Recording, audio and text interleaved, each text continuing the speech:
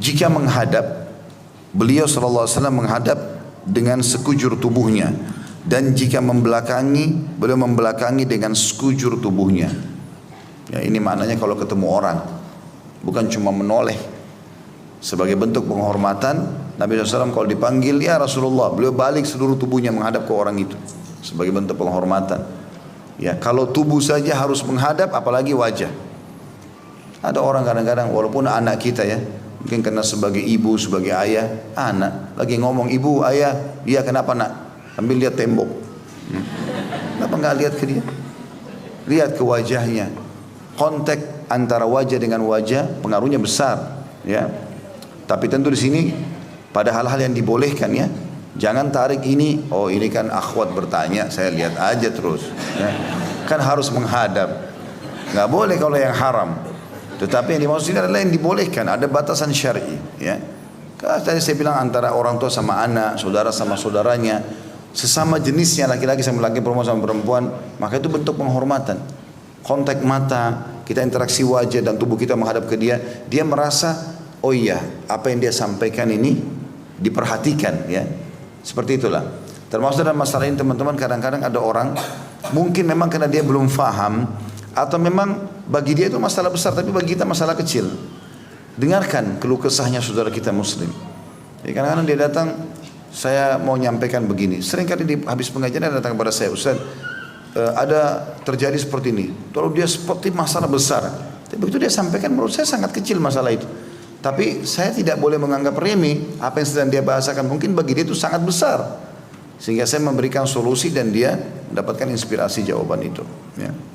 Baik, hadis pertama dalam pasal kita ini, nomor 255, kata Imam Bukhari rahimahullah, Bishr bin Muhammad mengabarkan kepada kami, ia berkata, Abdullah mengabarkan kepada kami, ia berkata, Usama bin Zaid mengabarkan kepada kami, ia berkata, Musa bin Muslim maula binti Kariz an Abi Hurairah radhiyallahu anhu annahu rubbama haddatha 'an Nabi sallallahu alaihi wasallam fayaqul haddathanihi ahdabush shufrain abyadul qashhain idza aqbala jami'an wa idza adbara jami'an lam tara 'ainun mithlah wa lan tarahu. Dari Abu Hurairah radhiyallahu anhu bahwa terkadang jika ia meriwayatkan dari Nabi sallallahu alaihi wasallam, ia berkata, aku diberitahukan oleh orang yang buluh di dua matanya panjang, kedua pinggulnya putih. Jika menghadap, beliau menghadap sekujurnya. Jika berpaling, beliau berpaling dengan sekujur tubuhnya. Mata belum pernah melihat semacam itu dan tidak akan pernah. Di sini teman-teman sekalian, ada kandungan hadis dulu. Hadis di atas menunjukkan sebagian sifat dan watak Nabi SAW, yaitu jika menghadap sesuatu, maka beliau akan menghadapkan seluruh badannya ke benda tersebut, tidak sebagian badan saja. Hal itu beliau lakukan agar badan dan hati senantiasa selaras, sebab dengan memalingkan sebagian badan ke benda yang dilihat menunjukkan watak yang kepura-puraan dan pandir. Hadis ini kita bedah dulu teman-teman sekalian. Yang pertama kita bisa ambil dari hadis ini adalah adab seorang sahabat Abu Hurairah radhiyallahu anhu, dan beliau bernama Abdurrahman ibn Sakhar, ya. Mendapatkan julukan Abu Hurairah karena beliau pernah memelihara kucing. Hurairah atau Hurra itu adalah kucing. Abu Hurairah ini radhiyallahu anhu karena cintanya kepada Nabi SAW, maka kadang-kadang kalau beliau menyampaikan riwayat dari Nabi, beliau sambil menukil cirinya Nabi. Ya, jadi beliau di antara hadis ini disebutkan, aku telah diberitahukan oleh, jadi dia tidak mengatakan Rasulullah SAW, dia mengatakan, menyebutkan ciri yang dia ingin orang lain dengar. Karena memang kebetulan Abu Hurairah waktu itu menyampaikan hadis ini atau riwayat ini bukan kepada para sahabat, tetapi kepada tabi'in, orang-orang yang belum pernah lihat Nabi. Maka beliau mengatakan, aku diberitahukan oleh orang, maksudnya Nabi SAW, yang bulu di dua matanya panjang. Jadi salah satu ciri Nabi SAW adalah bulu mata beliau sangat lebat alaihissalatu wassalam. Dalam riwayat yang lain disebutkan, beliau memiliki rambut yang hitam dan tidak geriting, tidak lurus sekali, berombak. Kadang-kadang beliau biarkan sampai kuping atau dibiarkan sampai ke pundaknya. Lalu beliau memiliki badan yang sangat tinggi dan kekar, ya. Kedua pundaknya lebar, dadanya bidang, gitu kan. Dan Nabi SAW memiliki kulit yang sangat putih, karena putihnya pipinya beliau kemerah-merahan, alaihissalam. Alisnya seperti busur panah yang besar dan lebat, dan bola matanya juga bulat dan dipenuhi dengan bulu mata yang tebal. Beliau memiliki hidung yang mancung, bibir, pipi dan juga dahi yang seimbang dengan wajah yang tidak bulat juga tidak oval. Jadi Nabi SAW sangat sempurna. Karena setiap orang lihat pasti tertarik. Dan memang disebutkan oleh para ulama bahwasanya Allah Subhanahu wa taala memilih para nabinya itu adalah orang-orang pilihan. Mereka adalah orang yang paling bagus jalur nasabnya. Jadi terkenal adalah bukan anak zina, bukan orang yang tidak jelas. Mereka punya akhlak yang baik, mereka punya paras wajah yang tampan, semua nabi sama. Ya, tapi Nabi Muhammad SAW memiliki kelebihan yang ekstra daripada mereka. Kemudian mereka juga diberikan kelebihan fisik. Semua nabi-nabi punya 10 kekuatan laki-laki. Ya. Jadi beliau itu bisa membela agama Allah SWT dengan kelebihan yang Allah berikan. Sampai kata Ali radhiyallahu anhu di perang Uhud, pernah waktu kami lagi terdesak, bahkan beliau mengatakan di setiap peperangan kalau kami terdesak, kami berlindung di belakang Nabi SAW. Maka ada musuh orang Quraisy itu yang mengatakan kita serang saja Muhammad, depan mata sudah akan habis, mau dihabisi, mau dibantai. Sahabat pada terluka semuanya. Maka Nabi SAW berkata kepada Ali, berikan aku lembingmu hai Ali, tombak kecil. Maka kata Ali bin Abi Thalib, Nabi SAW pun mundur ke belakang lalu melempar ke arah pasukan Quraisy. Yang saking kuatnya lemparan itu membuat kami semua terpental. Jadi saking kuatnya Ali SAW dari sisi fisiknya. Maka dilemparlah tombak tersebut dan subhanallah terarah kepada seorang pemimpin Quraisy yang pernah mengancam akan membunuh Nabi di Mekah. Dia mengatakan, hai Muhammad, kau lihat kudaku ini, aku akan bunuh kau dengan kudaku ini. Maka kata Nabi SAW, aku insya Allah yang membunuhmu. Ya. Jadi itu masih di Mekah ceritanya. Ternyata orang itu ikut di perang Uhud, gitu kan? Dan orang ini dari kepala sampai kaki semuanya besi, tertutup semua, cuma matanya yang kelihatan, supaya dia terlindung dari serangan panah, pedang, segala macam. Yang ada celah itu cuma di lehernya, itu bertemu antara tutup kepala dengan baju besi dari bawah. Itu ada celahnya sedikit di situ. Subhanallah, tombak Nabi yang Nabi lempar kena itu, sobek sedikit, gitu kan? Jatuh dari kudanya dia. Lalu dia teriak-teriak, Muhammad telah membunuhku, gitu. Maka teman-temannya datang lihat, luka kecil. Kok ini kenapa? Dia bilang kalau Muhammad ludahi saya sekarang saya mati. Ya, karena takutnya dia dengan Nabi, gitu. Tapi ternyata betul setelah dia pulang ke Mekah, dia sakit karena luka itu, lalu meninggal karena itu. Lalu kata Nabi SAW, sungguh Allah sangat murka dengan orang yang dibunuh oleh nabinya.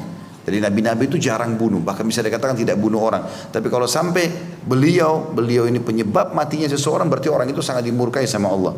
Jadi kan, seperti itulah. Jadi Nabi SAW memang punya kelebihan fisik dan perlu kita gambarkan tadi seperti itu karena ada hadis Nabi SAW, siapa yang melihat aku dalam tidurnya, mimpinya, berarti dia telah melihat aku. Karena syaitan tidak akan menjelma menjadi aku. Kan? Tapi kalau misalnya bapak ibu mimpi, ada orang dalam mimpi mengaku saya Rasulullah tapi kulitnya hitam, berarti bukan, kan Nabi putih kan? Atau datang rambutnya keriting, berarti bukan. Atau rambutnya lurus sekali, bukan. Atau orangnya pendek, bukan. Gitu kan? Atau orangnya kurus. Juga disebutkan dalam riwayat beliau memiliki bulu yang sangat lebat, jenggotnya sangat kathif, lebat, gitu kan? Di dada beliau, di tangan beliau semua dipenuhi dengan bulu-bulu yang lebat, alaihissalam. Jadi memang ada ciri tertentu. Nah, jadi kalau ada orang mengaku mimpi Rasulullah SAW, harus dipenemukan cirinya, benar gak? Gitu kan? Kalau ciri itu benar, maka itu adalah Nabi SAW, karena tidak akan pernah diganti oleh syaitan. Kemudian dikatakan bahwasanya Nabi SAW, Abu Hurairah berkata, telah disampaikan kepadaku dari orang yang memiliki bulu yang lebat di kedua matanya atau di dua matanya yang panjang. Kedua pinggulnya putih, maksudnya adalah kulit Nabi, menggambarkan kulit Nabi SAW adalah kulit yang berwarna putih. Ya. Jadi memang Nabi SAW adalah orang yang sangat putih dan bersih. Kemudian yang jadi perhatian atau fokusan dari bab kita atau pasal kita adalah penyampaian setelahnya. Karena tadi itu cuma adab Abu Hurairah dalam menyampaikan, ini loh yang saya dengar ini, yang menyampaikan ini orangnya begini loh, tampan. Jadi ingin memuji Nabi SAW. Jadi boleh seseorang kalau menyampaikan Rasulullah SAW manusia yang terbaik, orang yang tertampan, orang yang memiliki rambut yang lebat, ya telah menyampaikan kepada kita. Jadi memuji-muji Nabi alaihi salatu wassalam. Kemudian disebutkanlah ciri beliau, jika menghadap, beliau menghadap sekujurnya. Ini tadi yang kita jelaskan di awal, menjelaskan pasal atau judul pasal. Jadi Nabi SAW tidak pernah balik sebagian saja tubuhnya, ya. Baik itu menghadap manusia atau menghadap kepada sebuah benda. Karena makna sesuatu bisa hidup atau mati, ya. Jadi termasuk misalnya kita mau buka pintu, ya. Menghadap seluruh tubuh kita ke arah pintu itu lebih baik daripada sebagian saja. Atau kita mau mengambil sebuah benda, lihat, arahkan tubuh kita ke benda itu lalu selesaikan dulu hajat kita. Ada orang enggak kadang-kadang, ya, mungkin jatuh sebuah benda, dia sambil duduk di sebuah tempat yang jauh berusaha, padahal dia bisa turun sebentar, gitu kan? Sehingga akhirnya tidak maksimal dalam menyelesaikan pekerjaannya. Atau mungkin dia mau meraba sesuatu, mau ngambil, karena tidak lihat, akhirnya kesentuh dengan benda tajam, lukalah tangannya misalnya. Kemudian dikatakan, kata beliau, jika berpaling, beliau pun berpaling dengan sekujur tubuhnya. Kalau sudah selesai semuanya, maka beliau berpaling dengan seluruh tubuh. Jadi tidak sambil jalan sambil noleh, akhirnya tabrak, ya, yang di depannya. Jadi Nabi SAW kalau sudah selesai jalan, masih ada hajatnya, kembali lagi seluruh tubuhnya kembali. Maka di sini Abu Hurairah kembali memuji Nabi SAW.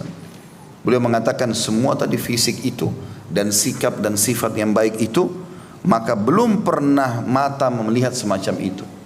Abu Hurairah seakan-akan menggambarkan, saya selama hidup belum pernah saya lihat ada orang sesempurna Nabi dari sisi ketampanannya, belum pernah juga saya lihat ada orang seperti itu adab dan tata keramanya. Kalau menghadap orang, menghadap semuanya, dihormati. Kalau dia berpaling semuanya, gitu kan. Dan kata Abu Hurairah memastikan, dan tidak akan pernah mata bisa melihat seperti itu lagi. Artinya kalian yang dengar saya ini, kata Abu Hurairah, yang belum pernah lihat Nabi, kalian tidak akan pernah bisa melihat lagi setelah beliau ada orang seperti itu. Karena kalian belum pernah lihat, maka tidak bisa dibandingkan. Tapi saya sebagai sahabatnya sudah memastikan, tidak akan pernah ada orang seperti beliau lagi. Dan itu benar, tidak akan pernah ada orang yang sama dengan Nabi alaihi salatu wassalam. Bukan cuma kita, para nabi-nabi pun tidak ada yang sama dengan Nabi alaihi salatu wassalam. Makanya beliau mengatakan, aku adalah Sayyid Walad Bani Adam, atau Sayyid Walad Adam, ya. Aku adalah tuannya anak-anak Adam. Semuanya di bawah Nabi SAW pada hari kiamat.